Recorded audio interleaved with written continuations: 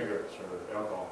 Yeah, I mean, if you can get rid of it and get through that 30 days, that's going to be really big for you. And then you stop having, all the cravings and things like that.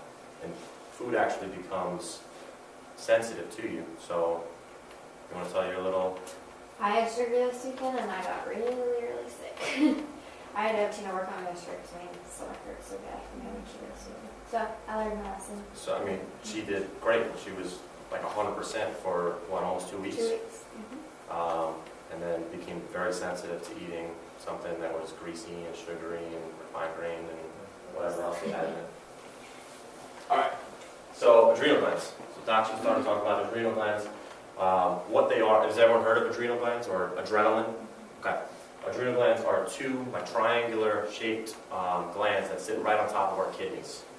And they're important for a couple of reasons. They produce a lot of hormones. Really what they do is they control some sugar, some salt, and they're kind of the fight or flight glands. You want to go through this, Doc? Or do you want to keep going? Well, go ahead, you got it.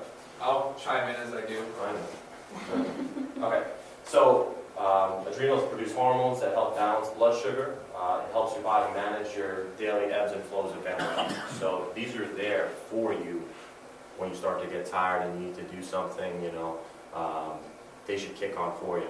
What we do now is we use substances that alter these things, like caffeine, like sugar, and they get our adrenals to fire or produce these hormones when we don't need them. So when our blood sugar drops, the adrenals release hormones that cause our blood sugar to rise and increase our energy. So that's naturally occurring in our body. So that's going to happen. So you're tired, these will kick on naturally. What most of us do now is either go for some form of caffeine or sugar or both in a 32-ounce Monster energy drink or whatever. Mountain Dew or whatever I see those guys drinking. Okay. They also are very active when we're stressed. I mean, that's, you go back to hunter and gatherer, if we're being hunted by something, they kick on when we're stressed to give us a lot of energy, car flips over on your kid and all of a sudden you flip the car over. I mean, that's surges of adrenaline for us. So it's a fight or flight type hormones in the glands. We consistently put ourselves under stress and they don't function properly. So what stresses our adrenal glands out? Doc talked about sugar already, refined sugar. I mean, it's just so bad for us, and it's in so many products, and we become so used to it that it's very difficult to give up. It's even in things you don't even think it's in. Anything packaged or processed that you buy, it's in there. Just read the fine print on there. So they're putting it in everything because it's going to make it taste better, then you're going to want to keep eating it. Are you going to go over a little bit about the potato chips again today with some of the chemicals that are in there? No, I want to continue with this, but we'll get there. Yeah, I mean, I was telling you. I don't want to step on your toes because I already covered this a little bit. No, but I mean, I almost YouTube the commercial now. It's a health. It's like puts a healthy spin on eating toaster strudels, which is just refined grain and sugar at its like, epic. And these kids run around happy, and mom's the best mom in the world. I mean, but a lot of people fall into this thing. And really, she's the worst mom in the world for serving toaster strudels.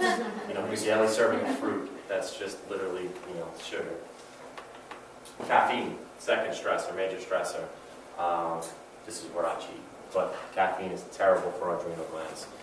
So caffeine normally is going to force these hormones to fire in our systems unnaturally. So it does stress out our adrenal glands quite a bit. The other thing is emotional stress. So if we're stressed from finances, relationships, whatever's happening, that causes a toll, a physical toll on our bodies. It's going to cause us to produce molecules like cortisol, which makes us store fat. It's going to make us fatigued, those kind of things. So when someone says, things are going on in my life, I'm stressed, and they're in pain, it's not just, psychosomatic. It actually does have a taxing toll on the body here. And the last is physical stress, which is one of the reasons why people start a lot of times chiropractic care is because they've had some kind of trauma, repetitive injury, but that causes. Oh yeah. Okay. So let's go. So cheese and crackers. How much sugar do you think? Cheese on crackers. I found these up. Sarah, you made these. Busted. Okay. How much sugar do you think is in this? 13 grams. You cheated. I'm So, around there. No, I If I were to bet guess, I wouldn't have thought many, but there's actually 13 grams of sugar, and there's 25 grams of carbs just in this little pack of processed cheese-on-cheese crackers, okay? So even though this is bread and cheese, there's still a ton of sugar put in this product. So this was just an example, so I don't grab it. How do the carbs relate to the sugar? Well, usually when they list carbs on here, sugar is going to be part of the carbs. Right. So if you ever look at juice, if you Are look they at the good carb, carbs though? no. If you look at juice in the store, orange juice you buy, you look at the sugar content, it'll say, 26% of your recommended daily carbohydrates, 25 grams of sugar, or 30 grams of sugar. It's, a lot of people think, oh, I'm going to go get juice and drink it at the store. We had a conversation with Tony today, who was in here earlier. He's like, well, I've been drinking a lot of juice. You can't do it from the store, because there's so much sugar in there, you're going to get this. So you got to really be careful when you buy products like that, even things like this, which we know is bad because it's a grain, it's packaged, but you don't think that the sugar's in there, but it is.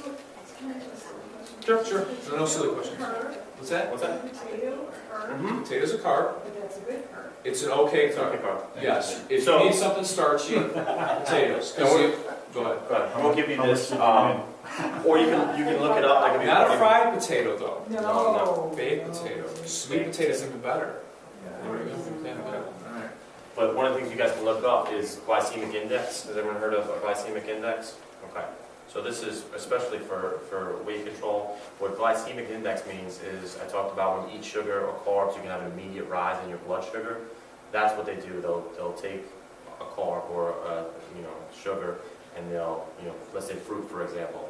If you eat a banana, bananas are generally pretty good for us, but for weight control, if you eat a banana, you're going to have a huge spike in your blood sugar. So the glycemic index for that is very high. Does that make sense?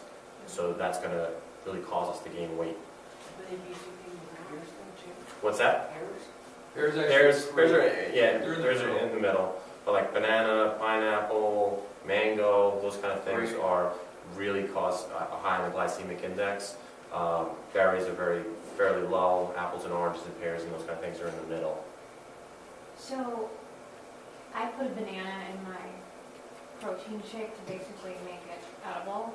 Right. Do I need to No, I don't want to confuse you. It's because bananas are generally good, and then people start getting carried away that you can't eat anything. I eat, probably a banana a day. Same thing with the shake.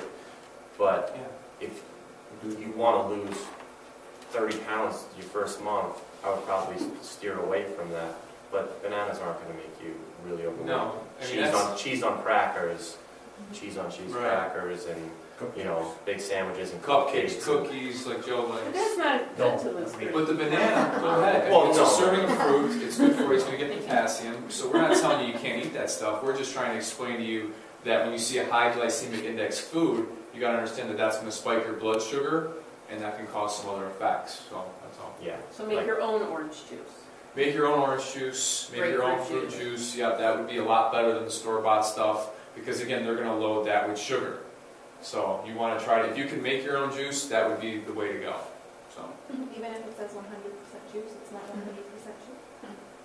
Probably. A lot of times it It's- says from concentrate. it's probably, I don't know, it depends what juice. There is some, And still a ton of sugar in it, so there's no way, people can drink a glass of orange juice this big.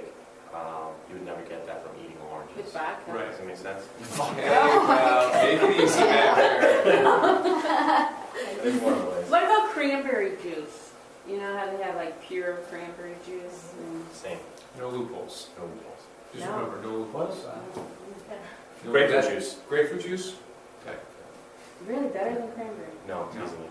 No, anything that's put in the bottle like that, like ocean spray, is going to have a lot of sugar. You can have a little bit here and there, but Yeah. We just don't want it to be a staple of your No, I diet. mean it's like really just plain cranberry juice at Whole Foods.